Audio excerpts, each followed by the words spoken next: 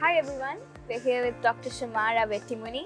She's a historian, a writer, and an author whose book is soon to be launched here. Shamara, your work delves into an exploration of a lot of themes. Very complex, very diverse themes about identity, culture, history. So tell us about the process of weaving all of that together to create this one holistic compound that is put out for the general public to read. Okay, thanks Talitha. It's lovely to meet you, and as a student of history and literature yourself, I'm really pleased to see the kids are all right.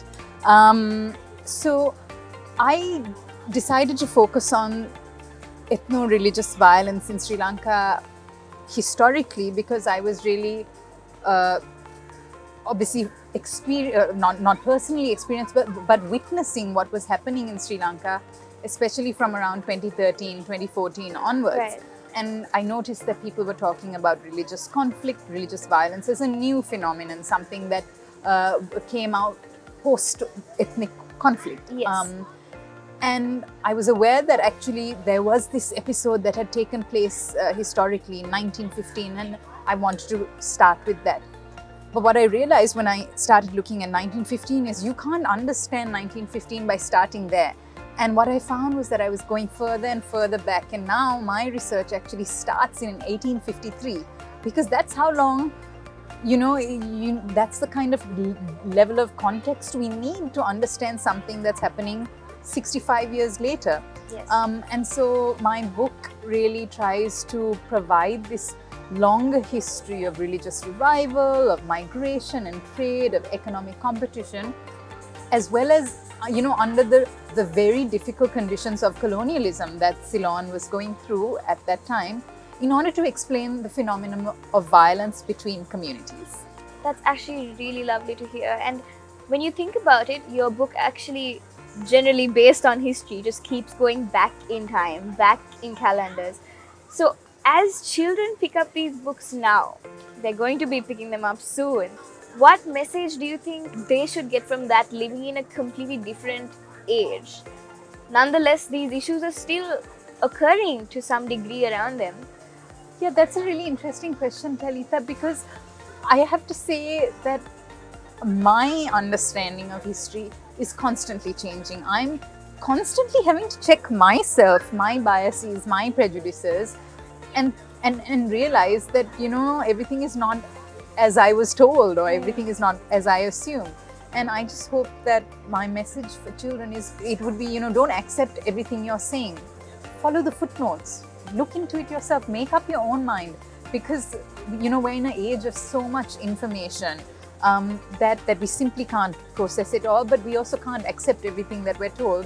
And really just, it's about, and history as a discipline, I think, is really useful in that, because it really encourages us to think critically, to question our knowledge, to question our sources, and then develop our arguments out of that. But really do the research yourself. Yeah, it's very insightful to hear. You're also the founder of this beautiful organization called Ithihas. You're focusing on something that's very easily negated by a lot of us. You're promoting the history educational reform in Sri Lanka. Tell us about that. Tell us how that's... Thank you, Talitha, and I'm always happy to talk about the work that we do through Ithihas, because it really looks at non-state alternatives to history education in a context where successive governments have shown little to no interest in changing the way we teach history and the way we think about Sri Lankan history in particular. Yeah. And so what I do with Ithihas is that I predominantly work with school teachers and junior history lecturers to try and get them to also think about creative ways of teaching history, of exciting students in a context where you are stuck with a problematic or limited or inadequate school history textbook, or you're confined by the structures of a state university. And obviously there are so many opportunities nowadays with social media. I mean, on the one hand, it's a toxic and dangerous space, but there are also ways of reaching new audiences and disrupting, in a sense, the state's monopoly or narrative on Sri Lankan history, and making room and making space for alternative histories, for marginalized histories, that I think will help us. Children also belong more equally as citizens. Absolutely, completely agreed. Do you think that there's anything specific that you would say needs to change to foster that type of development? Oh gosh, that's a lot needs to change. Yeah. I don't know. If you could pick on one, maybe pivotal thing. It's something that came up during the conversation with Sujit and Judith on stage today, is that perhaps we need to move away from thinking through solely ethnic and religious identities in that form, communities, that thinking about community through ethnicity and through this idea of the nation was really a very 19th century thing that has survived into the present day context. But that is changing rapidly in the 21st century, and maybe we can also lean into different ways of,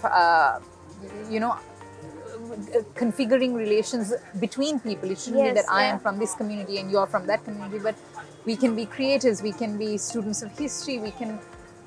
Yeah, I think I want to almost see a break away from the nation, because until we do that, I don't think we can ever be truly Sri Lankan. I think this preoccupation with ethnicity and religion is almost a barrier. Yes, you have a very important point to make there. I think that's a great message to put across to the people who are going to be listening.